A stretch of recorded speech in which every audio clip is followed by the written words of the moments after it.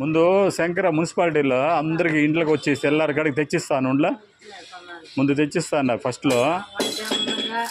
అప్పుడు only municipality వాళ్ళు మాత్రమే తెచ్చిస్తా అన్నారు. మళ్ళీ వయసు వచ్చినాక వాళ్ళు వాలంటీర్స్.